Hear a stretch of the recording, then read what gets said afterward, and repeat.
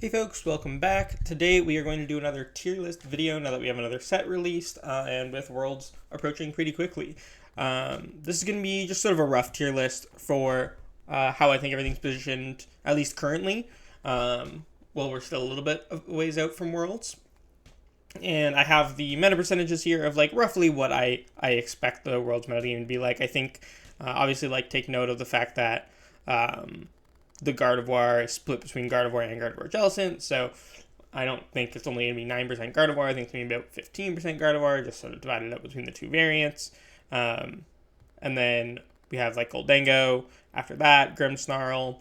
Just sort of based on what I've been seeing online and what we've seen in the past events, I think Gholdengo could be a little bit less popular than it has been online if we go off of like NAIC, NAIC going into that. Gholdengo was also having like a huge online results and consistency, and then did not really perform or see as much play as expected at NAIC. But I think that like these numbers are all fairly reasonable. I don't think the meta will be too drastically different from what I projected here, and that is the metagame I will be sort of considering here as we place the decks. Now I have them all down in here D tier, and we'll just move them up from there. Obviously some decks will stay in D tier, but this was the best way to do it given the to get everything fit on the screen. So let's start with Grimmsnarl. Grimmsnarl is going to be an easy A tier. I don't think the deck is like broken or anything. I think that it can has some problem matchups. I made a video on it recently where like I think that the Joltic matchup can be really close to unfavored depending on your list. Same with Raging Bolt.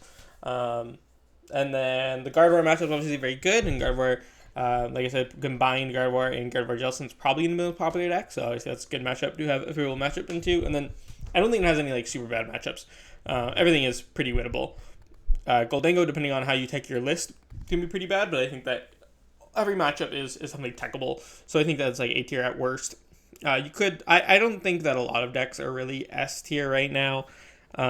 We'll see if I end up putting anything up there. But A tier, tier 1, that's still very good. I think in Pokemon we've had S tier decks for a long time. We typically have at least like one S tier deck that to the point where like the term S tier has been kind of oversaturated. I think right now the metagame is pretty balanced. I don't think that there's necessarily an S tier deck. That being said, we'll put Gholdengo up here as well. I think I'll put Gholdengo above Grimmsnarl. I think I do like its position a little bit better. It also has like a pretty good Gardevoir matchup, but it has a good Grimmsnarl matchup as well. The Raging Bolt matchup is relatively similar in like matchup percentage wise at least. And Gholdengo is definitely more consistent. But Gholdengo is also a lot more linear, right? So there's not as much if your strategy is not going well, you don't have as many versatile options as you do playing Grimmsnarl, and your list really can't deviate that much. Obviously, you can play like a couple different variants, but I think that the like Gholdengo Genesect, just like maybe the 1/1 Scissor, is the way to go still. Raging Bolt we'll put up here in the top of. I'll put it at the bottom of A tier. I think that like it's still very good. I mean, we look at like our meta predictions on the side. Like I think that the Gholdengo matchup was fine, especially with the Noctowl build. I would stick to the Noctowl build still. But like the Gholdengo matchup's fine, the Grimmsnarl matchup's fine. Obviously the Mirror is fine. And although Dragapult and Gardevoir are definitely unfavorable, I don't think it's to like a dramatic degree. I think the deck can definitely still keep up with them. It's obviously one of the most consistent decks in the format. So I wouldn't count Raging Bolt out. I know a lot of people are rating it lower, but I think the deck can still sort of keep up with everything. Gardevoir we'll also have up here in A tier, tier 1. We'll put it above Gholdengo and Grimmsnarl. I think that every deck has sort of gotten a lot better, and you'll even see this with the list that I've posted for this format so far, where every deck is really good right now, consistency-wise. It has like pretty strong options. Like Gholdengo has gained Genesect and Air Balloons, and Grimmsnarl has also gained Air Balloon to use Blood Moon more reliably. And Raging Bolt now has a couple of different ways that people are playing it, and especially when you're playing the Noctowl build, has quite a few different tech cards that you can play. And then obviously there's like the ways you can play Dragapult. You can play quite a few different Dragapult lists right now.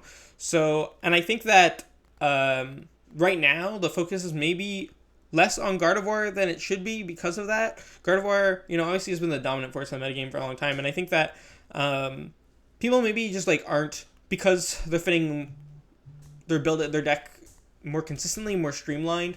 Some of those Gardevoir techs haven't been as popular lately, from what I've seen at least. And if that persists going into Worlds, if a lot of people are banking on like playing Goldengo and having just a naturally good Gardevoir matchup without playing Jamming Tower or Tool Scrap or something like that,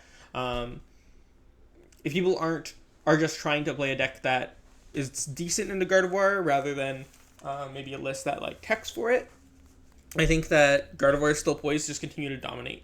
So definitely an A tier deck.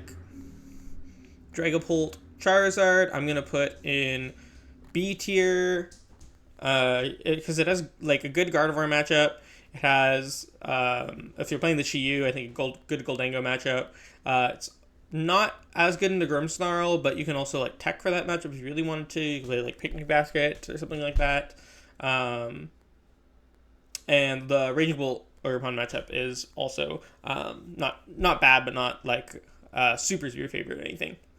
But despite its like really strong matchup spread, it's like way less consistent than any of the decks in A tier. You can maybe argue Grimmsnarl is sort of on the same tier, but I don't think so. I think like just it's definitely one of the clunkiest meta decks in the format, and it just doesn't beat anything super consistently. I think it's like Gardevoir might be its best matchup or Goldengo. Even those matchups are still close if you like stumble for a couple turns.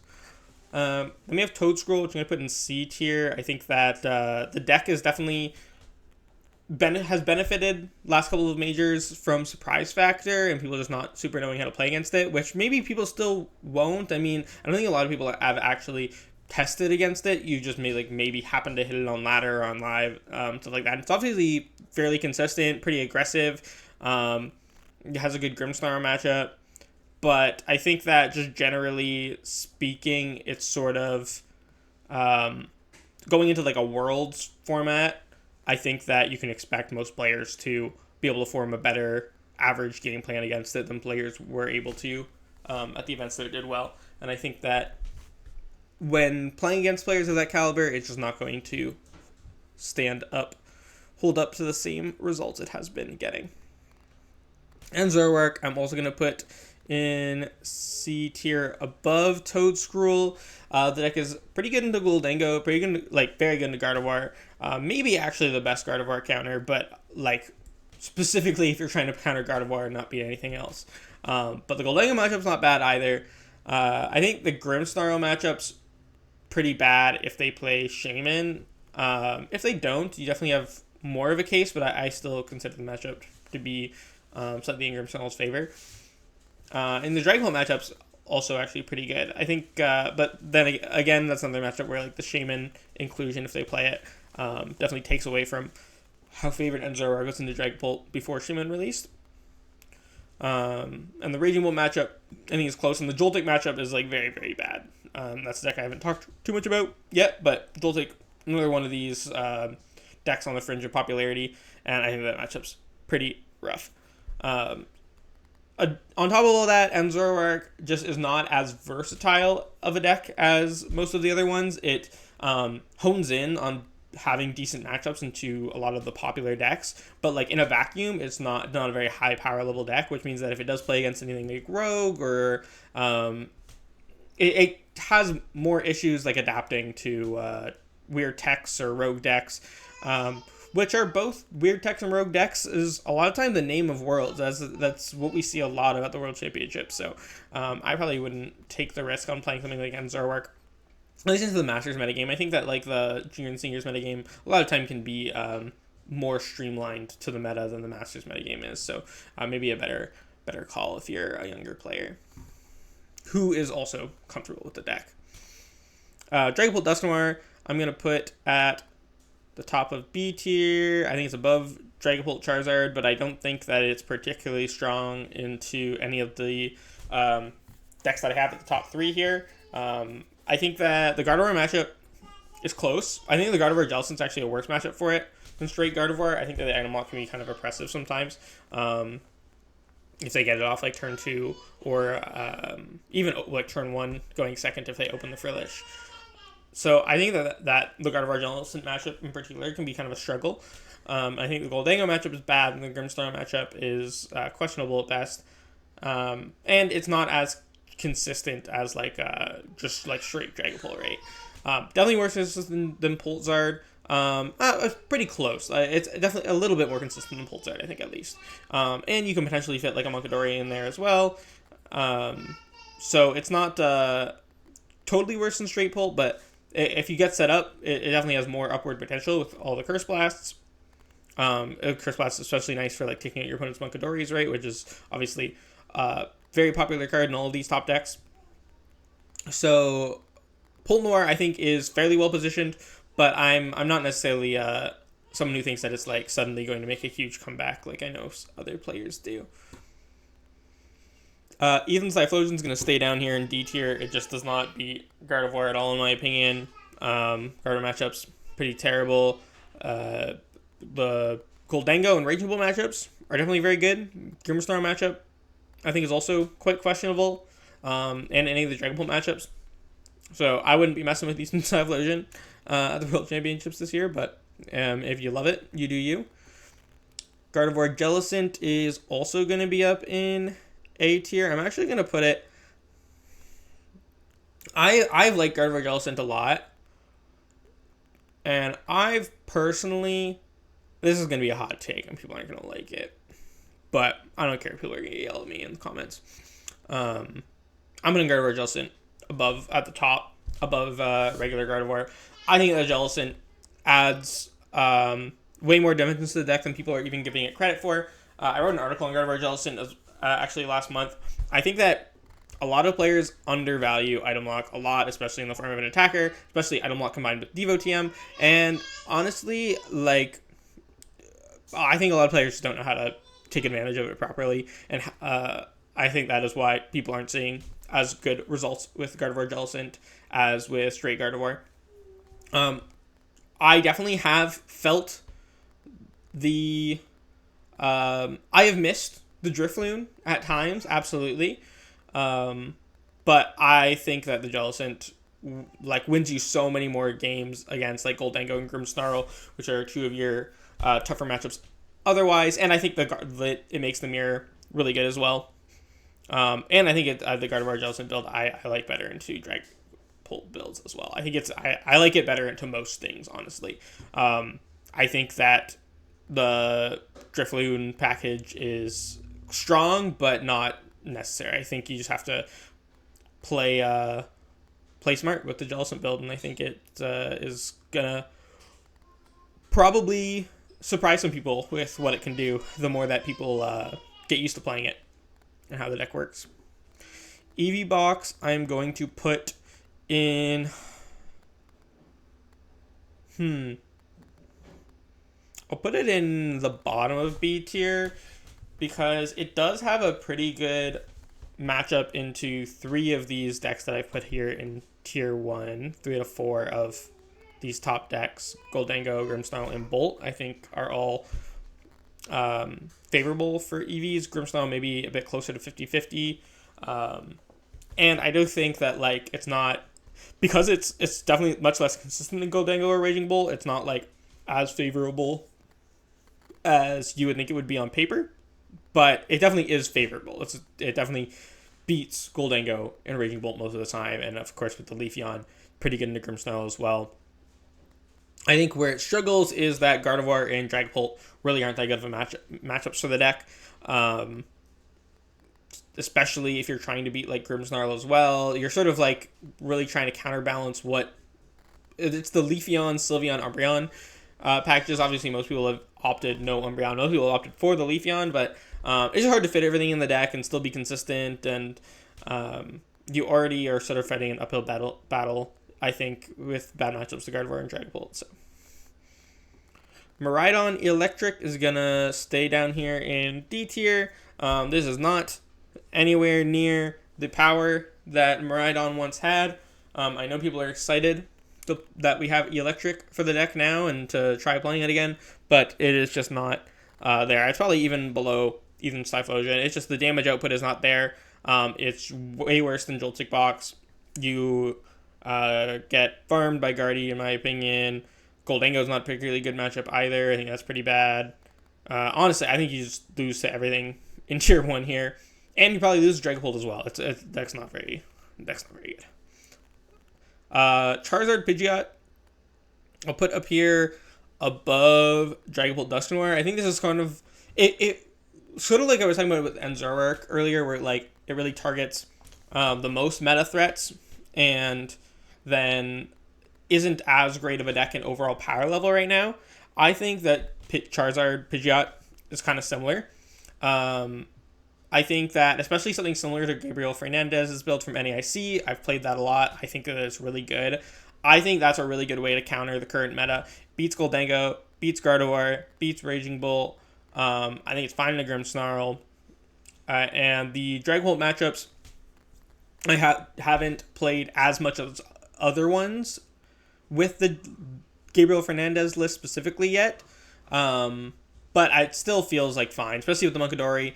I think that the Dragapult matchups are still unfavorable, even with the way the deck has adapted itself, but not unwinnable by any means. And I think that having a good matchup against so many other of the top decks is enough to make this like a really strong meta call. I think if you wanted to play something like Zoroark, where you're just like hard countering the top of the meta and not worrying as much about rogue stuff, I think Zard is way better at just like countering what's at the top right now. Joltic box, we're going to also put in B tier. Where do we want this to go? I think below Poltzard. I think the Raging Bolt matchup is really bad. I think the Goldango matchup is not too bad. It kind of depends on what they play in the list, but like Scissors is not easy to deal with. If you play like Eventual Punch, then the matchup's very bad. And Gardevoir, it really is not that great of a matchup. I don't think it's as bad, like that bad. A lot of people like are very one way or the other on like Gardevoir versus Joltic, which is favorable. I think it's actually relatively close. But overall, I think that Joltic definitely struggles with some of the top tier decks, and it's very good. It's like very good when it works, and it's very simple. It's very consistent. So it's still, that's why it's like still up here above Flareon for me. And all of the other decks that are above it are also like, these are all good decks. I don't think that like I wouldn't say that anybody has made a bad choice by playing any of these decks to Worlds that are Joltic or above. But once we get, that's sort of like my line. Once you start getting worse meta position than Joltic box, I think you start getting into questionable deck choice territory. Armarouge, honestly, I shouldn't include it on here because I just have not played it enough to really make a fair assessment. But I've seen it in action. I've played it a little bit.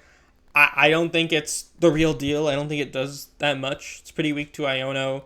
And it's just not that consistent and does not have that strong of options. So I'm sorry to the Armarouge players out there if I have offended you by putting it in the bottom tier, despite my lack of knowledge that you might have about how secretly broken the deck is, but I just don't think it's that great. Then we have just straight pull, last deck on the list. I'm going to put this, I still think this is above Dragapult Dusknoir, and a lot of people probably disagree with that. Once again, but I think that straight pull is the best at beating Grimmsnarl, especially you can fit like 2 Munkidori in. I think that it's still the Gardevoir matchup's still questionable, but it's not that bad. I think you could, if you play like Pult with like 1/1 Dusclops, I don't know if you'd want to consider that under Dragapult Dusknoir or straight Pult, but I think that like that's a good way to sort of balance the two. I think the 1/1 Dusclops does what it needs to do to make the Gardevoir matchup way better.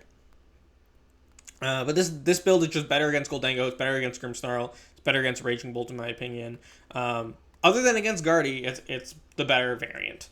And so I think that it is just the better variant in general. I think that it's worth taking. I think they're better. Like, you can tech for Guardy with the 1/1 Dusclops, and maybe to some people that would fall more under the Dragapult Dusknoir category. I think that's fair as well. But I want to emphasize that just playing a smooth, consistent Dragapult list, and sort of teching for some of these top tier matchups from there, one or two cards, is just the better way to go. Dragapult is just so strong. You don't have to take a super strong Gardevoir matchup, especially because like Gardevoir is the most popular deck in my opinion, going into Worlds, but only like it hasn't been online. It has not been the most popular deck online so far. I think that still goes to Goldango, and I think Grimmsnarl might still be above it. Might be. I think it's close, but in online events so far. My take is still that Gardevoir will end up being the most popular deck at Worlds if you combine the Gardevoir and the Gardevoir Jellicent variants.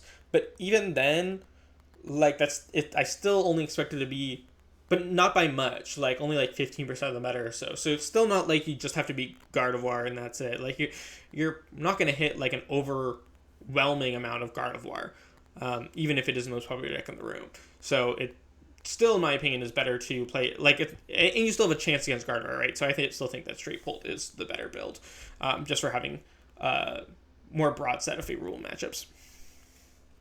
All right, but that is everything that I have for you for today. Thank you so much for watching. Comment your takes. So what do you agree with? What do you disagree with? In the comments below. Please be nice. That's it, though. Thank you so much for watching. Have a great day, and I will talk to you again soon.